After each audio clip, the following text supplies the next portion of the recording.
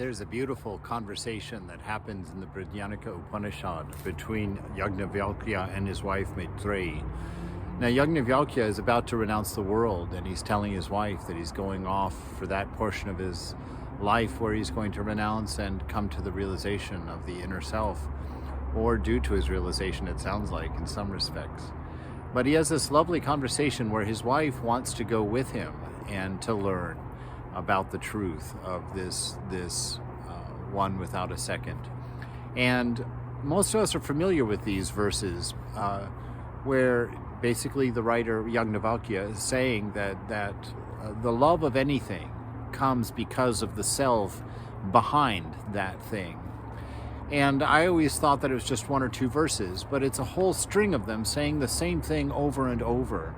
And when you run into something in the scriptures where a given truth is stated in numerous ways, but supporting the same idea, that means it's really trying to be sent home to us. It's a very important insight.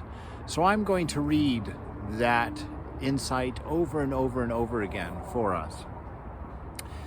Dear to me have you always been, Maitreyi. This is Yajnavalkya talking. And now you ask to learn of that truth which is the nearest to my heart. Come and sit by me. I will explain it to you. Meditate on what I say. So this is a lesson for us. Meditate on these things. And this is one of the reasons that the scripture would repeat something in such a poetic way multiple times, for us to see it from many perspectives and to get the depth of the truth across to us. So we'll meditate on this idea if you have some time. It is not for the sake of the husband, my beloved, that the husband is dear, but for the sake of the self. It is not for the sake of the wife, my beloved, that the wife is dear, but for the sake of the self.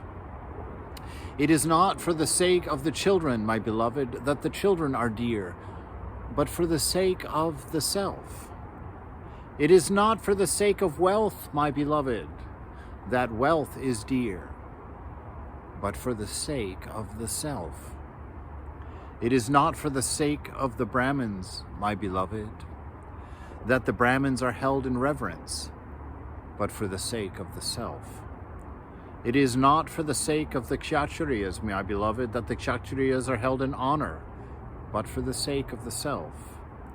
It is not for the sake of the higher worlds, my beloved, that the higher worlds are desired, but for the sake of the self.